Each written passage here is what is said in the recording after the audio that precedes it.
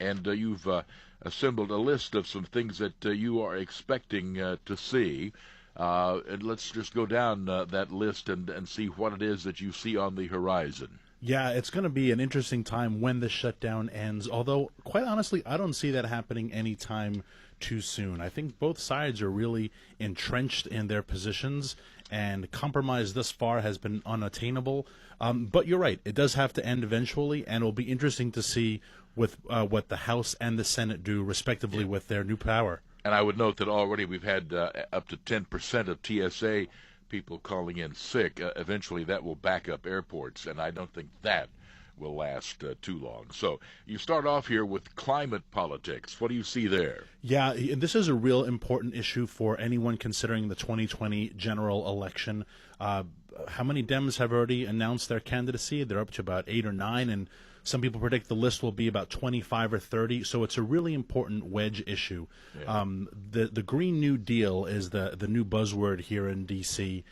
Many candidates have already jumped onto this proposal without even really knowing what's in it, which is kind of odd, right? Elizabeth Warren has embraced it, though she couldn't exactly explain it. But climate policy will be something where the Pelosi House of Representatives will really try to be a thorn in the side of the Trump administration and their agenda. Mm-hmm. And to what extent the name has obviously been attached to it, Alexandria Ocasio-Cortez, to what extent is this hers, or is she simply lending her growing name to the topic? Yeah, what's interesting about the Green New Deal is that it was cobbled together by a bunch of interns over a weekend. Really? Yes, it is not a serious proposal. It is not serious legislation, but it has a lot of buzz to it. It's got a lot of popularity to it. And there is some green to it. There's no doubt. It has a bit of an energy component, but about 90% of it is really just a rehash of the New Deal. It's free healthcare, free education, guaranteed jobs, guaranteed wages and living wages for everybody. There's an awful lot of big government in this, masked as a climate policy, and there's really very little when it comes to energy policy, serious energy policy. Mm-hmm. Looking at some other things that are climate and energy issues to watch in the forthcoming year. What else, first of all, is on your particular list? Well, what I'm interested about in seeing how they combat what President Trump is trying to do with energy regulation rollback. There's never been a national appetite for climate policy. If your listeners and you recall, even going back to 2009, when President Obama had his supermajority and all of his popularity and fame, he could not get his cap-and-trade bill passed. In fact, Harry Reid, who was the majority leader at the time, he didn't even bring it to the Senate floor for a vote, even though he had the votes, because he knew it was so unpopular. Because of that, President Obama put in a lot of executive orders that Trump is rolling back one by one, and we've seen a number of lawsuits come as a result of this.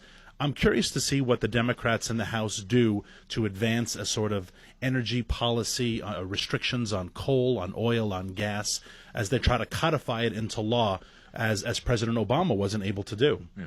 Now, we should keep in mind here that because of the infinite wisdom of the public in voting the straight paralysis ticket, that we're not talking about anything that is serious here, nothing that's going to get enacted. The Democrats can propose all they want in the House, but it'll never get through a Republican Senate.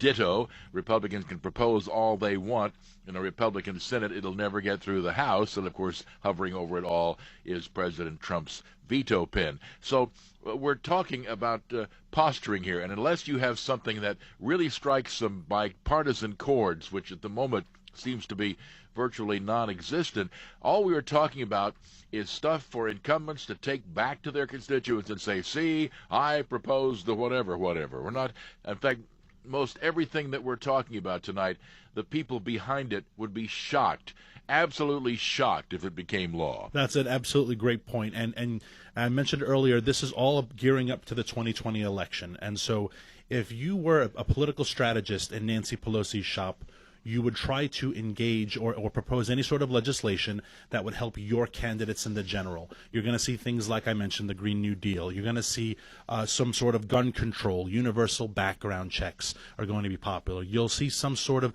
expansion of social services, reform of Obamacare, etc. But what I'm concerned about is that she's going to take these things, and rather than propose something that can actually be enabled or enacted and positive, she's going to end up pushing the party so far to the left that in the long run she's actually going to hurt most of her candidates. Interesting thought. 1-866-50-JIMBO is our number, 1-866-505-4626. And let's pause early, take a quick break. We'll come back and we'll talk some more with our guest. He is Daniel Turner, founder and executive director of Power the Future. Their website is their name, powerthefuture.com. Back in a moment. Welcome back to the Jim Bohannon Show, as we are taking a look at what's likely to eventually come up once, in fact, we have some basis for discussing things in Congress, and eventually the government shutdown will have to come to a close.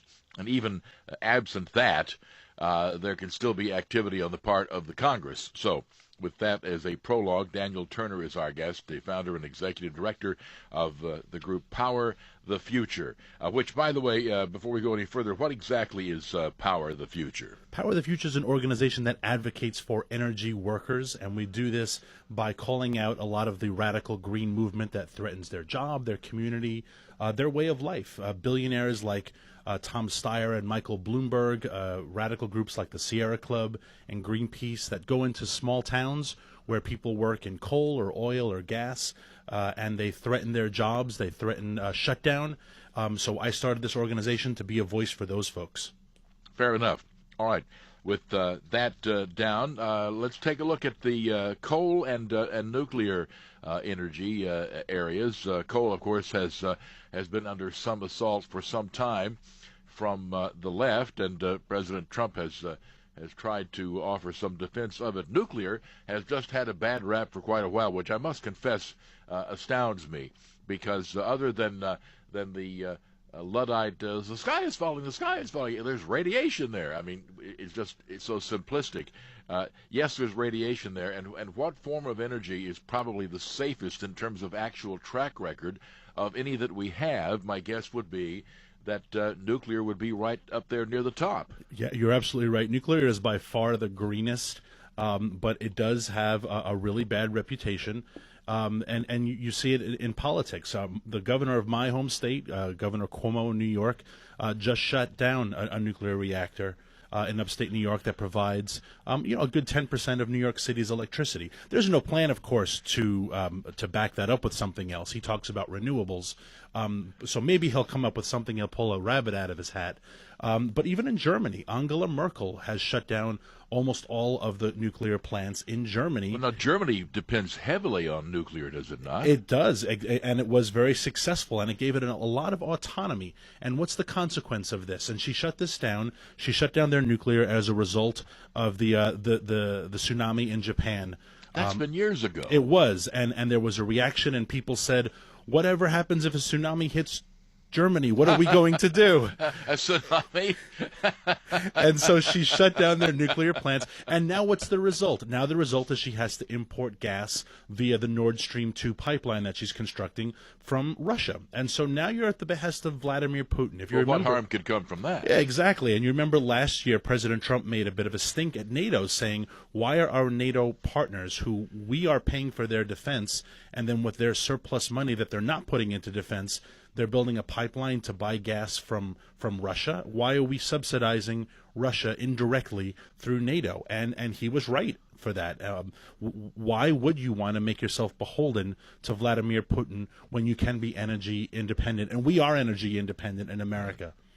All right, in this country now, then looking at the situation here, again, since there's no power by either party to do a nonpartisan issue that can become law. So really, we're pretty much talking, are we not, about coal and nuclear staying where they are, except insofar as there are options open to President Trump under executive orders. You're absolutely right. Nuclear would be almost impossible without any support from Congress. Coal, on the other hand, though, can begin to take off. And coal is getting hurt, no doubt about it. The Department of Labor estimates about 4,400 coal miners have been employed since the Trump administration began. It's going to take a while for President Trump to roll back all of the regulations that President Obama's EPA put on coal. Coal was priced out of the market. People say, well, people stopped using coal because gas was more expensive. But if I passed a regulation that said, all soda whose headquarters is in Atlanta is going to be twice the price, well, of course, Pepsi would look cheaper compared to Coke, right? That's what President Obama did to coal. He put so many regulations on it that he priced it out of the market. If you roll those regulations back, the price will come back, but it's going to take some time. He did a lot of damage to coal, and ask the people in Pennsylvania, Ohio, West Virginia who voted overwhelmingly for President Trump because of that. All right, let's take a look at another item here, and that is some impact that may come from what remains a trade war with China. Certainly there are areas of the exports of oil and liquefied natural gas, for example, other areas, in other words, of this general topic, which are affected by what remains an unresolved impasse. Yeah, and there was an interesting article today that talked about how China had one of its weakest economic periods in recent decades, actually. So China, the trade war with China is going to impact them. They are a huge energy consumer, and their economy is much weaker than ours is, and so it's going to be difficult for them to provide for their billions of people if this trade war continues. The interesting thing about China is they are also a huge polluter, and they never get called out for it, right? President Trump made a big deal about this when he pulled out of the Paris Climate Accords, saying, why are we getting penalized, but China is allowed to continue to pollute for the foreseeable future? China is the world's largest polluter in terms of CO2 emissions, dirty emissions, and then just dumping plastic in the garbage. So China's economy is really dependent on the United States, and if they maintain a strong position, especially when it comes to energy dominance, that puts China in a very weakened position. Yeah, I think a lot of people seem to think that, well, we buy all this stuff from China, and we owe China all for the money they invest in this country, and they back up our profligate spending by buying our T-bills, and we are helpless before them. Not exactly. No, not exactly. And China is, people need to remember, China, the vast majority of the population is still in miserable poverty, actually illiterate. The majority of the people in China do not live in the large cities that the Communist Party likes to display every Olympic season. They live in impoverished villages throughout the countryside, and those people are starting to migrate into the city. I also tend to think, and this is just my own speculation, that as the regular middle-class folks in China get a taste for middle-class lifestyle and luxuries and travel, they are going to have their own internal revolution, because enough people are going to get tired of the Communist Party crackdown on their lives and on their rights. You're already seeing that with the people of Hong Kong, who are constantly struggling to keep mainland China out of their business. And so China is in a precarious situation on multiple facets. Okay. Now then, looking at carbon taxes, Canada, I understand, implemented a nationwide carbon tax the first of the year. What exactly is involved there, and will the Democrats try to bring it about here? Yeah, they're going to, without a doubt. It's a popular proposal. There's even some bipartisan, and I put that in quotes, bipartisan legislation for some sort of carbon tax. I'm curious to see what happens in Canada. It just took effect. I'm curious to see what it does to the cost of goods in Canada. If you look at what it did in France, look at the Yellow Vest protests that really are still going on. President Macron has asked multiple times for the protesters to stop, and they just have not listened. He implemented a type of carbon tax in the name of climate change that raised the price of gas to such a level that the people took to the streets and rioted and said, why are we paying $7.50 a gallon, and somehow this money is going to the Treasury, and now we're solving climate change, right? And so people rioted, and that will happen here if they try to push it.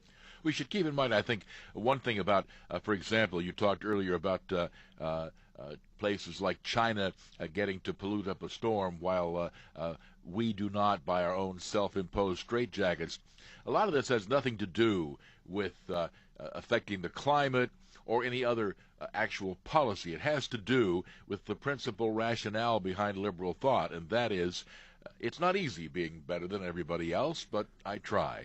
That is to pat yourself on the back for your alleged moral superiority. A great example of that is what the last governor of California, Governor Brown, did with their renewable mandates on the electric grid. And he passed these really feel-good pieces of legislation that we're going to be X% renewable and we're going to shut down our fossil fuels here.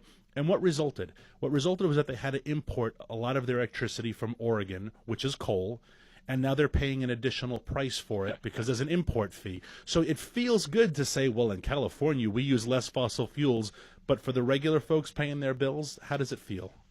And ironically enough, of course, if you're using electricity from Oregon and it's coal-powered, guess what's powering your electricity? Exactly. That's so weird. I mean, you start to think about it. People talk about, for example, the benefits of their electric car. Okay, and you do what to recharge it? Well, I plug it in. I see. And where does the local power company get their power? Well, they burn coal. So what exactly have you accomplished other than feeling good? And Miss Ocasio-Cortez talked about this in her 60 Minutes interview. And again, She wants to sit at the adult table, but she doesn't have adult type policies, so it's hard to take her seriously. But she talked about electric vehicles, but even the steel that goes into those vehicles is forged by coal, right? So the materials themselves are fossil fuels. What runs them is fossil fuels. The rare earths in them come from the earth itself. And so this idea that somehow because I drive an electric vehicle, I'm green, it's just nonsensical. I can put my dog on a treadmill. That doesn't mean I've lost any weight. Yeah, I'll be taking Alexandria Ocasio-Brainiac seriously when she can name the 3 branches of government or otherwise pass an 8th grade civic test.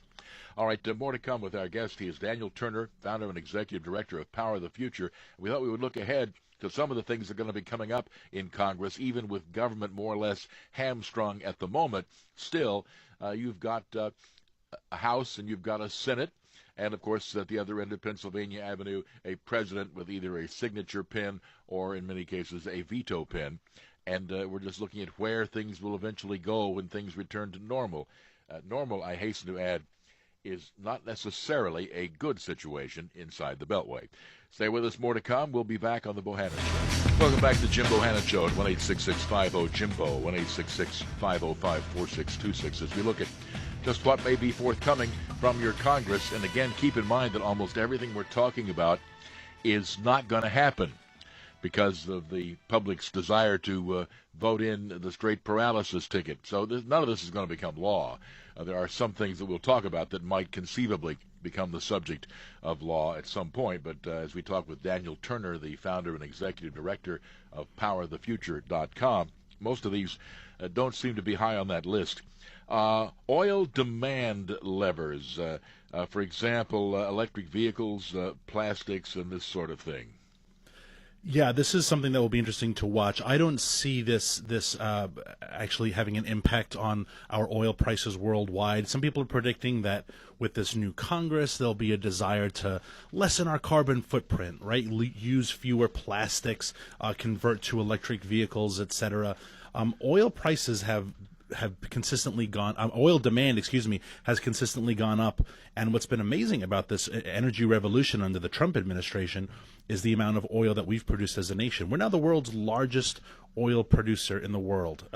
Just think about that. We haven't been the world's largest oil producer really since the 20s and the 30s. And it's because of technology. It's because of innovation. That gives us an amazing amount of leverage for our allies around the world, and it also makes things that come from oil, all of our petrochemicals, really cheap. And so I see oil just continuing on this spike in terms of its demand. All right, on to oil prices, and they were certainly all over the place during much of last year. Do we have any indication that they're settling down, and if so, where are they headed? Yeah, oil prices are so tricky because it is a global commodity.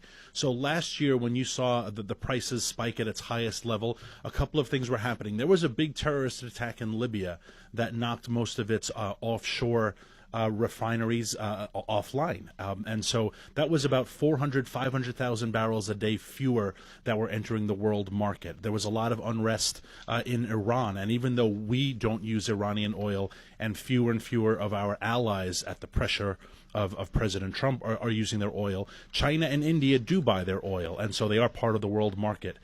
The amazing thing is that oil prices now are pretty low, and that is because of just American dominance. We are producing so much oil in this country, and we're producing more and more of it every day, and we haven't even opened up Anwar yet, which is just amazing. And not only that, but don't forget, we're not a member of OPEC either. So if there's any price fixing to be done or withholding from the market, this largest producer of oil in the world is not going to be a part of that. Exactly. Yeah, and we are increasing the amount of oil we are putting into the world market. When Anwar is fully operational, and that's going to take a little while. We're not talking any time in the immediate future, but when it does come online, we will have such a dominance in the world oil market that OPEC and its little cartel of oil price fixing, it really will become a non-entity. And it's even more and more becoming one. I think it was Qatar who just recently even dropped out of the OPEC cartel. So OPEC's losing its power. And they always were kind of the gang that couldn't price fix straight anyway. I mean, even in their heyday, they always had one or two members someplace who would go against the flow. 1-866-50-JIMBO, 1-866-505-4626, as we're looking ahead to some of the stuff that will be brought up but won't actually get done during this new Congress. Charlie calls in from Sheridan, Wyoming on the Bohannon Show, and our guest again, Daniel Turner. Hello, Charlie. Good evening, Jimbo and Daniel. Good for you on your efforts and your organization. I'm going to check out your website. I was wondering, you have probably heard of the organization Principia Scientific International. These guys post a regular. They post all sorts of stuff on their website, and they send out some e-zines. They're basically a bunch of scientists who are, I guess, denialists is now the term that the alarmists use. But they point out some very, very good facts. And I just, after all these years of this stuff, beginning with Al Gore and now all the way up to these current crazies, I can't believe we can't get a national dialogue actually through the censors, et cetera, because, science is consensus. No, science is science, and if something it holds water, it'll hold water, but you just try to get a conversation on it, and you are called everything except a Nazi, and maybe even a Nazi. I don't know. Yeah, there's nothing more unscientific than the phrase scientific consensus, right? That's not really how science... No, I mean, let's all take a vote and see if the law of gravity applies. Exactly, and your caller makes a great point of this idea of consensus. Just go back in time, and I am old enough to remember, but it was in the early 90s that it was about 1,800 scientists all wrote a letter in consensus to talk about how we only had about 10 or 12 years left to fix the climate problem. It was in the 1970s that about 2,000 scientists signed a letter talking about how tens of thousands, hundreds of thousands of people were going to die after they read Paul Ehrlich's The Population Bomb, right? So this consensus of scientists who have all signed letters demanding action because they have fallen for the left's convenient political lies, this has been going on for really 40, 50 years now, and this latest attempt is no more than what we've seen most of this century. So if I'm not mistaken, that means that we're all dead, right? Yeah, and Miss Ocasio-Cortez just yesterday was speaking in Harlem at an MLK Day event where she was asked about climate change. And she said, and this is a quote, I put this on Twitter, it was all over social media, but she said the world has, and she uses the word like a lot, like the world has like 12 years left before it ends if we don't fix climate change. Now, maybe she would say, well, I'm speaking hyperbolically, just like she called the three chambers of government, right? Yeah. So when is she hyperbolic, or when is she just exaggerating, or when is she wrong? But I mean, literally since my childhood, I have heard about we have 5, 10, 15, 20 years left. We were supposed to, Jimmy Carter told us we were going to run out of oil by the turn of the century. How does that prediction work out there for you, President Carter? Right? So we've heard these predictions for so long that the world is coming to an end, and your caller is right. If you try to point out the opposite, you're immediately shunned as a denier and your voice is not heard. like she's an idiot, you know. All right, 1-866-50-JIMBO to Sharon in Crane, Missouri, who joins us tonight with Daniel Turner, our guest. Hello, Sharon. Hello, Jim, and hello, Mr. Turner. I'm going to make a proposal to you, sir, that may seem like it's totally coming out of left field, quote unquote. All right. We have energy. We are the world's largest oil producer now. We are energy independent. What we are not is water independent. And I would propose that the energy companies in this country, if you take a look at a map of the United States, there are pipelines everywhere. Now, the energy companies have the right-of-way for these pipelines, and I'm quite sure it doesn't just go for like 2 or 3 feet. Why don't the energy companies in this country start taking a look at a commodity that is going to be in short supply, and that is water? We cannot control if we have droughts. We can't control if we have floods. However, we can put in pipelines and pipe water from underground holding tanks to parts of the country that have drought. And by that means, we can keep our economy growing at an absolutely vibrant rate. All right. What about that suggestion from Sharon? Is there enough water out there, and would it be economically feasible to pipe water to drought-stricken areas? I'm not a water expert, and I'm sure there is enough water because we're all alive right now, right? So is there a way to create a network of pipelines, especially from the northern areas where there